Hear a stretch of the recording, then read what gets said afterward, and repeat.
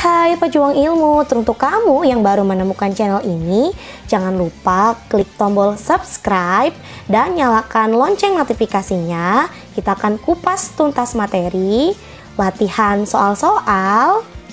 Yuk mulai belajar, let's start. Selanjutnya kita akan bahas teori asam basa Bronsted-Lowry. Nah, mengapa teori ini bisa muncul? Saat kita membahas Arrhenius tadi, pengertiannya adalah di dalam air melepaskan ion H+ untuk asam, lalu melepaskan ion OH- untuk basa. Nah, bagaimana jika pelarut yang digunakan itu bukan air? Apakah sifat asam dan basa masih bisa dijelaskan? Nah, ternyata sifat asam basa yang tidak dilarutkan dengan pelarut air dapat dijawab melalui teori Bronsted-Lowry. Pada tahun 1923, Johannes N. Bronsted dan Thomas M. Lowry dalam waktu yang bersamaan, walaupun bekerja sendiri-sendiri, mengajukan konsep asam basa berdasarkan pemindahan proton atau H+. Menurut Bronsted dan Lowry, asam adalah spesies yang memberi proton atau disebut sebagai donor proton. Sedangkan basa adalah spesies yang menerima proton pada suatu reaksi pemindahan proton, sehingga disebut sebagai akseptor proton. Oke, di sini Miss mau menjelaskan bagaimana asam dan basa pada Bronsted-Lowry. Asam tadi adalah donor proton atau yang memberikan proton, sedangkan basa adalah akseptor proton atau yang menerima proton atau H+. Oke. Di sini pelarutnya bukan air ya, maka di sini dituliskannya benzena. Jadi selain air itu masih banyak pelarut-pelarut yang lain. Contoh-contohnya adalah ada pelarut organik seperti benzena, lalu ada CCl4 dan lain-lain ya. Oke. HCl ditambah NH3 itu menjadi NH4Cl. HCl-nya adalah sebagai asam, NH3-nya adalah sebagai basa menurut Bronsted-Lowry. Mengapa demikian? Di sini H yang ada di Cl ya, ketika diionisasikan kan tadi H+ ditambah Cl-.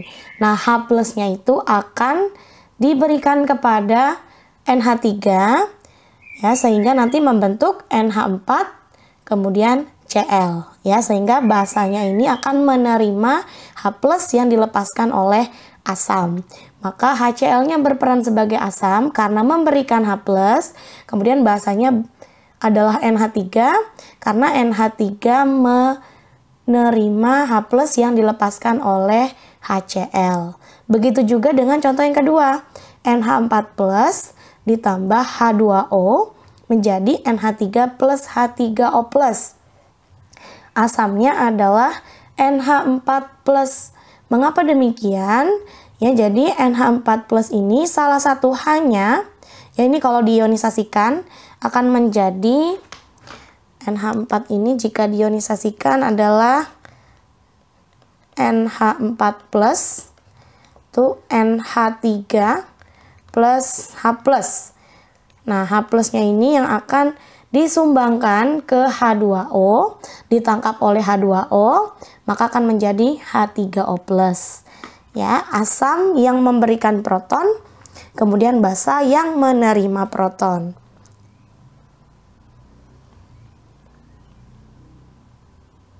Oke, kita lanjut ke pembahasan yang selanjutnya.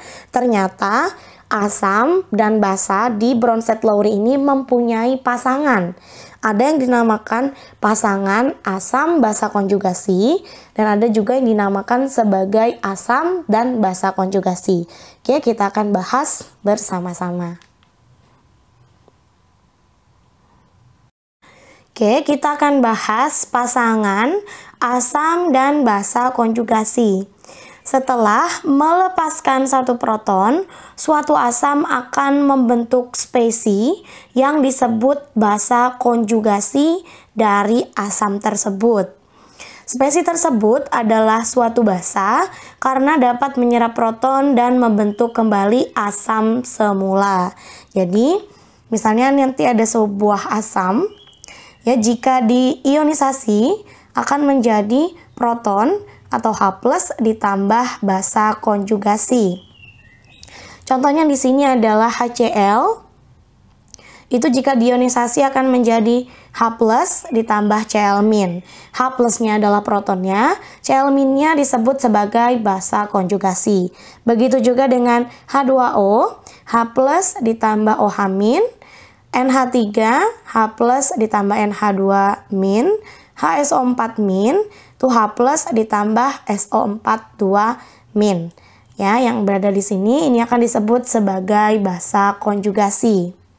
Selanjutnya, begitu juga dengan basa. Ya, setelah menyerap satu proton akan membentuk suatu spesi yang disebut asam konjugasi dari basa tersebut. Contohnya di sini adalah ada sebuah basa menerima H+, maka akan disebut sebagai asam konjugasi. Contohnya di sini adalah OH- ketika menangkap sebuah proton maka akan menjadi H2O. Nah, H2O di sini akan disebut sebagai asam konjugasi.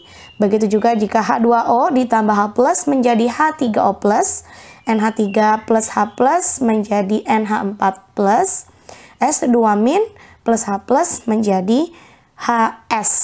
Oke, ini salah ya, harusnya HS. Ya, tidak ada duanya. Tadi Miss bilang Miss bakalan bahas pasangan asam basa konjugasi. Di mana sih Miss letak berpasangannya? Nah, di sini di teori asam basa Bronsted-Lowry ini, suatu asam hanya melepas proton jika ada basa yang menyerap proton tersebut. Maka pasti akan selalu berpasangan antara asam dengan basa konjugasi dan basa dengan asam konjugasi. Nah, bagaimana caranya agar kita dapat mengetahui mana asam, mana basa konjugasi, dan asam konjugasi dengan tepat supaya pasangannya tidak tertukar? Ya, Miss akan jelaskan. Mari kita bahas bersama-sama. Oke, di sini Miss punya sebuah reaksi dan kita diminta untuk menentukan pasangan asam basa konjugasi dalam reaksi berikut. Oke, di sini Miss mau kasih tahu yang ada di sebelum tanda panah, ya, yang ada di sebelum tanda panah atau di sebelah kiri letaknya itu merupakan asam dan basa. Sedangkan yang berada di sebelah kanan atau di setelah tanda panah itu akan berupa asam konjugasi atau basa konjugasi. Nah, bagaimana cara menentukan supaya kita tidak salah dalam menentukan pasangannya? Kita garis terlebih dahulu yang mirip komponennya. Jadi ini dengan ini ya. Lalu ini dan ini. Oke, nah sekarang kita mau tentukan yang sebelum tanda panah itu tadi kalau nggak asam basa. Yang setelah tanda panah kalau bukan asam konjugasi berarti dia basa konjugasi. Sekarang kalian lihat kedua pasangan berikut ini. Ya, ini ada dua, ada HCO3-, ada H2CO3. Mana yang hanya lebih banyak berarti itu asam, ya, H yang lebih banyak. H yang lebih banyak itu adalah asam. Nah, kenapa Miss bilang seperti itu? Karena yang punya lebih banyak H itu akan mendonorkan protonnya. Maka yang punya lebih banyak H itu adalah asam. Maka antara ini dan ini yang punya lebih banyak H yang ini ya. Berarti tandanya ini adalah asam. Yang ini adalah basa. Namun harus diingat, tadi yang setelah tanda panah ada tambahannya, konjugasi.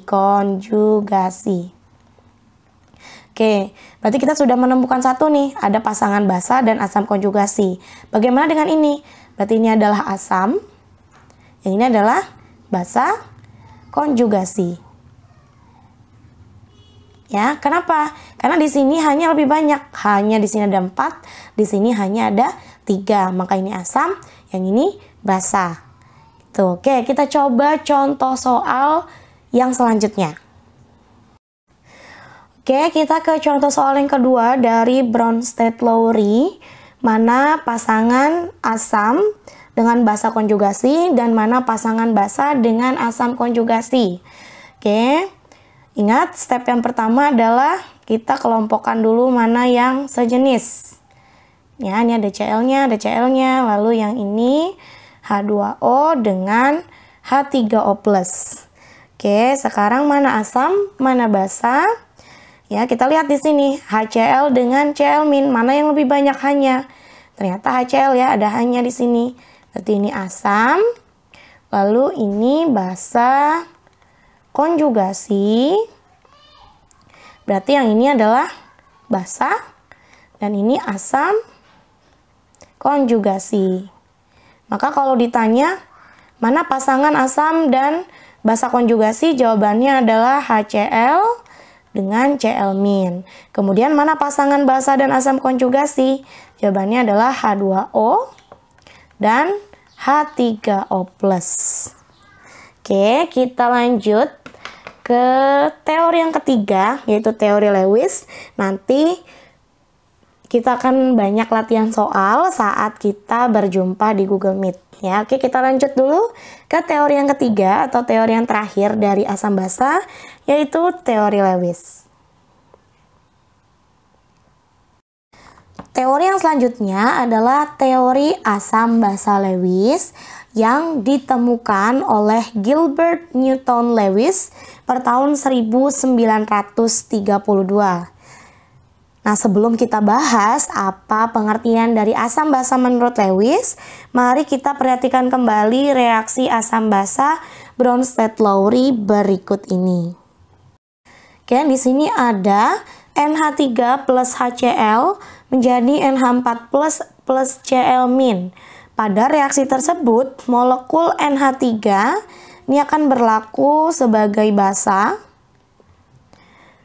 karena mengikat sebuah proton yang berasal dari molekul HCl, atau karena dia menangkap H+, ya, menerima H+ dari HCl yang di sini berperan sebagai basa menurut Bronsted-Lowry. Mengapa molekul NH3 dapat menerima proton tersebut? Apabila hal ini kita perhatikan dari sudut pembentukan ikatan kimianya, ternyata penyerapan ion H+ oleh molekul NH3 dapat terjadi karena molekul NH3 dapat mendonorkan pasangan elektron bebas kepada ion H+ melalui pembentukan ikatan kovalen koordinasi. Nah, ini sudah pernah kita pelajari dulu ya di kelas 10, ikatan kovalen koordinasi. Nah, di sini NH3 plus H+ ya menjadi NH4+. Nah, elektron bebas ini disumbangkan ya oleh NH3 lalu dipakai bersama-sama sehingga membentuk NH4+. Sehingga menurut Lewis, asam dan basa itu asam Lewis merupakan akseptor pasangan elektron atau yang menerima pasangan elektron, sedangkan basa itu sebagai donor pasangan elektron. Jadi berdasarkan persamaan yang tadi, suatu basa itu karena memberi pasangan elektron, sedangkan tadi ion H+-nya adalah suatu asam karena menerima pasangan elektron. Ya, jadi selain contoh yang tadi NH3 plus H+, Miss Nindi punya contoh yang lain nih. Oke, kita bahas bersama-sama ya contoh yang selanjutnya dari asam basa Lewis. Oke, di sini Miss punya NH3 plus BF3 itu menjadi NH3 BF3. Nah, manakah yang akan bersifat sebagai asam dan manakah yang akan bersifat sebagai basa? Sebelumnya, ini kita gambarkan strukturnya terlebih dahulu ya. Ingat ikatan kimia. Dulu kita sudah pernah belajar di kelas 10. Ini NH3. Ada sepasang elektron bebas. Kemudian ada BF3. Oke, ini F. Nah, ini akan menjadi NH3 BF3.